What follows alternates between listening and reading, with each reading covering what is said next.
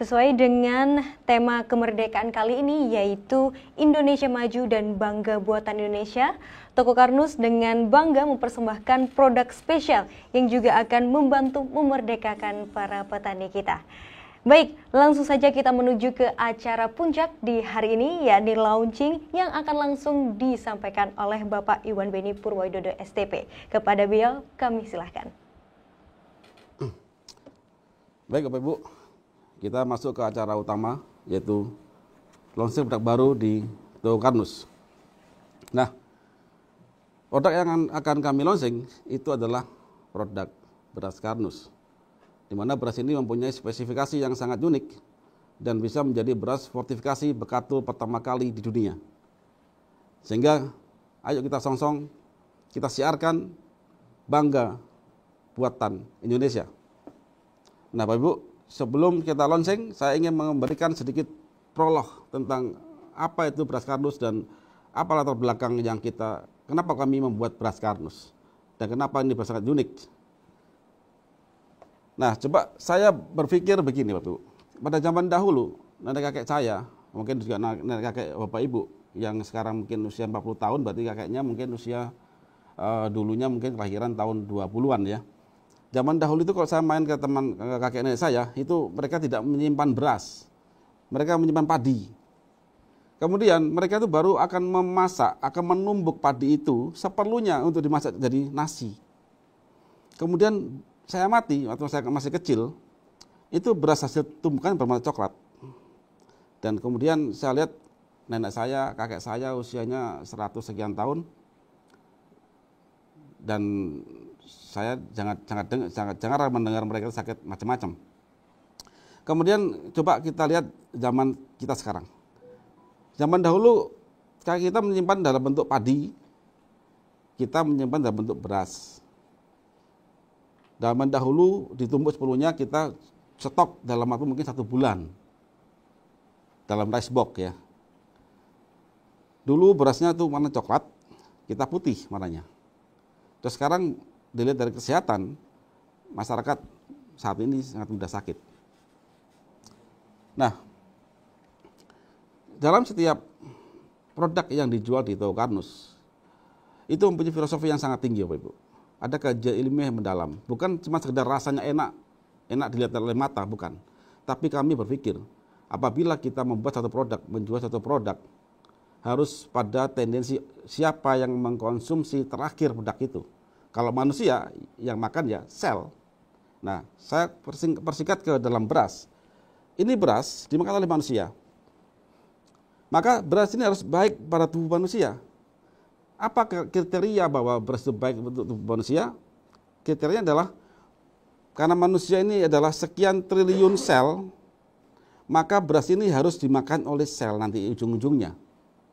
Bukan cuma lewat mulut kita enak dan sebagainya, bukan. Tapi harus pastikan bahwa setiap bulir yang masuk ke mulut kita itu bisa dicerna menjadi energi oleh setiap sel tubuh kita.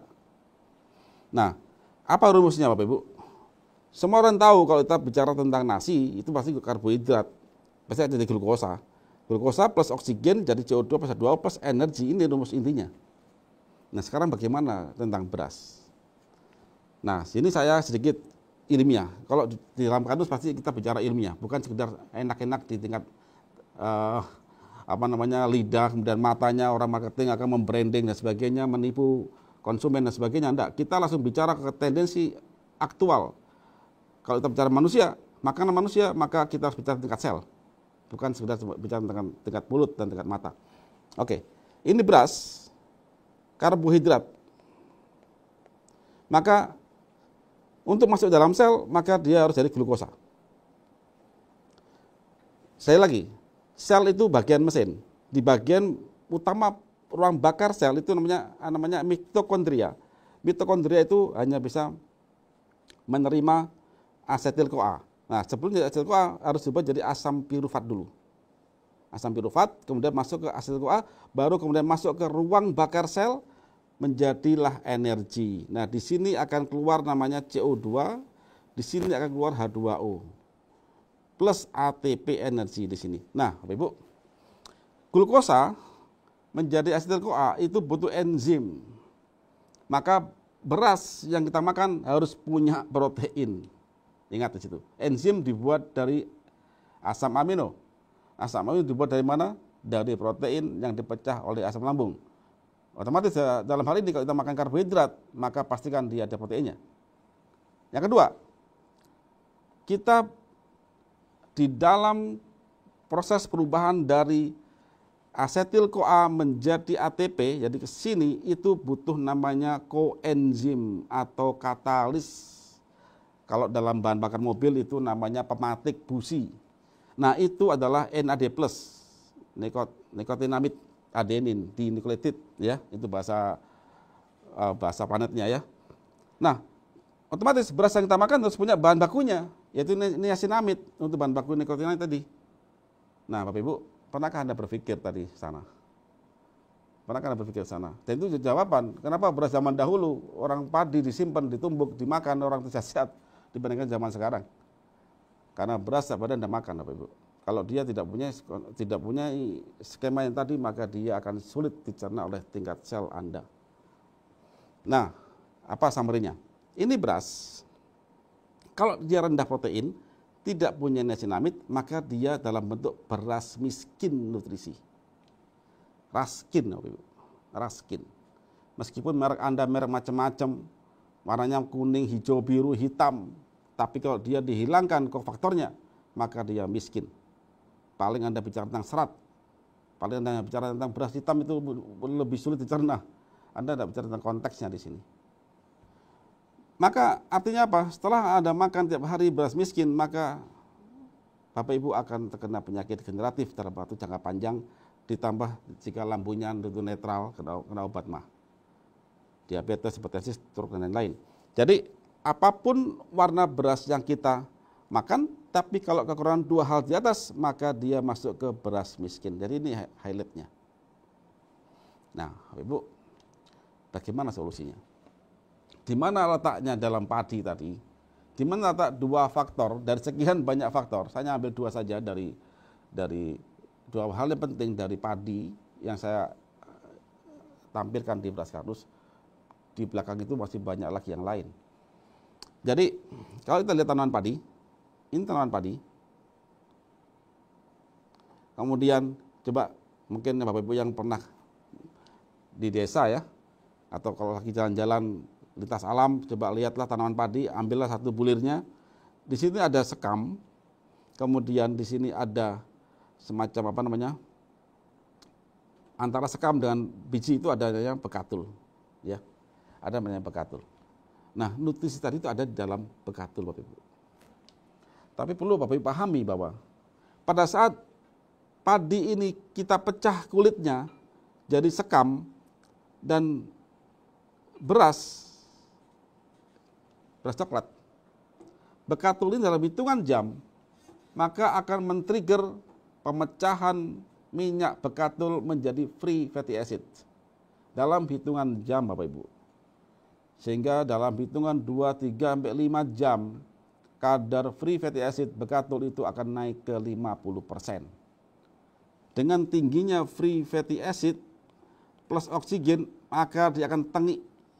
Apa artinya? Kalau tengik, maka dia akan mengandung sangat tinggi free radikal atau radikal bebas, yang jika kita makan berbahaya. Tapi alhamdulillah Bapak Ibu, dengan sedikit inovasi, kami bisa menghentikan kerusakan bekatul ini sehingga dia tidak sampai terbentuk free fatty acid. Kemudian beras yang sudah dibersihkan kita cuci sekali, kemudian kami coatingkan. Kita coatingkan di sini sehingga kemudian jadilah beras karnus. Jadi ini beras yang sangat unik, Bapak Ibu. Beras karnus tidak perlu dicuci lagi. Beras karnus cukup tuangkan air, kemudian kita masak. Maka dua komponen besar, biji beras sebagai sumber karbohidrat, kemudian dilengkapi kofaktor dari niacinamide, kemudian dari grup protein dari bekatul, plus rice bran oil sebagai sumber energi, maka dia sebagai beras yang sangat mudah dibakar oleh sel, sehingga kita semua bisa hidup sehat dan kuat. Nah, terus bagaimana solusinya? Dalam beras kardus kami kembalikan lagi. Pertama, kami tambahkan dia protein dari bekatul itu. Kemudian kami pelihara kandungan niacinamide dari ada grup vitamin B dalam bekatul, sehingga dia jadi beras kaya nutrisi. Apa akhirnya, Bapak Ibu? Kalau diumpamakan ya, beras kardus ini adalah semacam, kalau kita bicara bahan bakar, dia seperti Pertamax Turbo, sehingga dia mudah sekali terbakar di dalam mesin-mesin yang canggih. Sehingga beras kardus ini dia beras yang punya energi yang tinggi. Kenapa? Karena dia mudah dibakar oleh sel.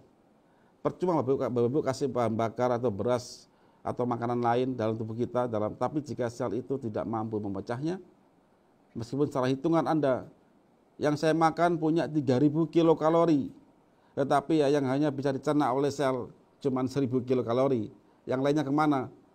Ngendap dalam darah, jadi gula darah. Itu problem. Kita bicara energi adalah di tingkat sel, bukan di tingkat darah. Kedua, ini beras mudah dicerna sel. Kemudian kalau sudah aliran energi makanan masuk dalam sel lancar, maka penyakit degeneratif itu juga akan bisa dicegah. Itu jika Bapak Ibu tiap hari minum ini sejak kecil. Tapi bagaimana jika sudah terlanjur sakit? Nah, beras ini melengkapi konsep Karnus dalam pengobatan diabetes, hipertensi, kanker dan lain yang harus dikombinasikan dengan skema perbaikan lambung. Dengan apa? Dengan alga-gut sereal di situ. Dan juga proteksi darah dengan alga-tea. Jadi melengkapi bagi yang sudah sakit, bagi yang belum sakit, atau ingin diet secara sehat, ya, ingin mengurangi berat badan secara sehat, maka beras ini bisa digunakan. Nah, Bapak Ibu, beras Karnus itu beras yang setiap bulirnya itu dilapisi oleh bekatul. Bekatulnya bukan sembarangan, bekatulnya sudah dihentikan laju ketengikannya. Kemudian sehingga beras ini mudah dicerna oleh sel tubuh konsumen. Nah, apa sih benefit dari beras Karnus? Saya di sini membuat suatu highlights bahwa beras Karnus adalah mutiara yang hilang telah kembali. Jadi selama ini yang kita buang bekatulnya itu kita kembalikan lagi. Terus kenapa kok banyak orang masih jual beras putih dan sebagainya? Kok dipoles beras itu? Jadi apapun beras, mau hitam, mau putih, mau kuning, mau coklat, kalau itu dipoles, dipisahkan brandnya, bekatulnya, maka dia beras miskin. Kenapa kok dilakukan hal itu, Bapak Ibu? Nah, Bapak Ibu, bekatul itu sifatnya mudah tengi. Begitu Bapak Ibu pecah kulit beras, sekamnya dipecah, maka dalam hitungan jam dia langsung terjadi proses hidrolisis minyak bekatul sehingga dia rusak. Jadi bayangkan, jika ada pabrik beras, dia tidak memisahkan bekatulnya, disimpan dalam sekian ton, dalam hitungan 5 hari, 6 hari, 7 hari, dia mulai tengi, Bapak Ibu. Padahal beras itu disimpan dalam hitungan bulan. Contoh Bapak Ibu beli untuk rumah, tiap akhir bulan beli untuk 1 bulan. Bayangkan, jika pada hitungan ke 7 hari, 8 hari mulai tengi, bagaimana? Jadi ini hanya masalah umur simpan. Kenapa mereka mau tidak mau, suka-suka harus dipisahkan antara bekatul dengan biji berasnya. Kecuali Bapak Ibu mau menyimpan padi. Saya yakin tidak mungkin di kota itu kita menyimpan padi. Pasti beras yang akan disimpan. Nah, Bapak Ibu, dalam beras Karnus itu mengandung bekatul alami yang proporsional, yang tepat. Mengandung asam lemak tak jenuh sehingga aman dikonsumsi. Mengandung zat tinggi, menambahkan sehingga tidak langsung terjadi indeks glikemik yang sangat besar pada beras yang dimakan. Kemudian ini yang unik, beras ini salah satunya beras yang dikemas dalam alufoil. Nah ini Bapak Ibu. Jadi beras Karnus ini, coba lihat di dunia luar sana. Apakah ada beras yang tiap 100 gram itu dikemas dalam alufoil? Kenapa ini kami lakukan? Karena saking berharganya beras itu. Saking kami paham bahwa beras yang tanpa ada tambahan bekatul, di mana bekatul mengandung niacinamide, kemudian dia mengandung protein yang menjadi kofaktor dalam proses pencernaan di tingkat sel. Jika dia tidak dilindungi karena bekatul sudah rusak, maka dia akan rusak, Bapak Ibu. Makanya ini beras super premium. Dalam 100 gram beras, kami saset alufoil. Dan pasti sangat unik, tinggal dimasak, dikasih air, dimasak. Karena dikemas dalam alufoil, maka dia praktis, higienis, tinggal tuang dan masak. Cocok bagi Bapak Ibu yang sibuk atau kerja di kantor, kemudian ingin hidup sehat, atau Bapak Ibu yang sedang pengobatan, bawa rice cooker ke kantor, tuang satu ini. Satu saset ini bisa dijadikan parameter untuk diet Bapak Ibu. Satu saset harus cukup untuk 1 hari. Jadi 3 kali makan.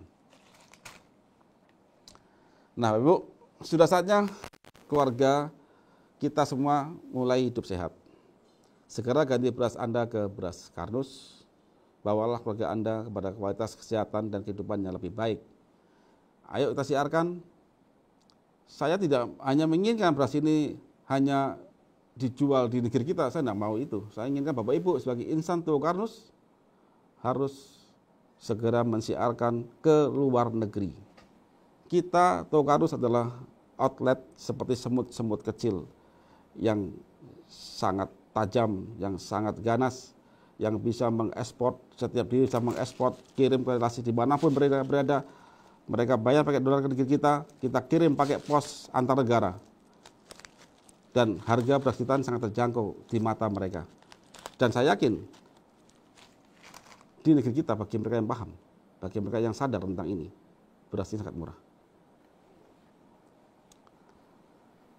Dengan mengucapkan Bismillahirrahmanirrahim, maka pada hari ini, pada tanggal 17 Agustus tahun 2020, bertepatan dengan hari ulang tahun Indonesia, kemerdekaan Indonesia ke-75, dan sebagai salah satu partisipasi untuk mewujudkan Indonesia maju, maka pada hari ini kami launching beras Karnus. Semoga produk ini bisa menjadi solusi bagi semua konsumen, baik di negeri kita maupun di luar Indonesia, di mancanegara, untuk hidup sehat. Dan kita tunjukkan bahwa kita, bangsa Indonesia, adalah bangsa yang bermartabat, bangsa yang punya sumber daya alam yang tinggi, dan kita bukan bangsa pengemis, dan kita bukan bangsa pengekspor raw material. Kita punya teknologi, punya ide cemerlang. Kita tunjukkan dari luar bahwa kita adalah bangsa besar. Demikian kami sampaikan. Wassalamualaikum warahmatullahi wabarakatuh. Waalaikumsalam warahmatullahi wabarakatuh. Alhamdulillahirrabbilalamin, dengan ini telah resmi di-launching produk terbaru dari Toko Karnus oleh founder Toko Karnus, yakni beras Karnus. Semoga beras ini dapat memberikan manfaat bagi seluruh warga negara Indonesia, menjadikannya lebih sehat dan menjadi bangsa yang kuat. Indonesia maju dan bangga buatan Indonesia. Terima kasih Bapak Ibu atas partisipasinya dalam acara kita kali ini. Mohon maaf jika terdapat kesalahan baik kata maupun perbuatan. Akhir kata kami ucapkan terima kasih, sampai jumpa di lain kesempatan, dan wassalamualaikum warahmatullahi wabarakatuh.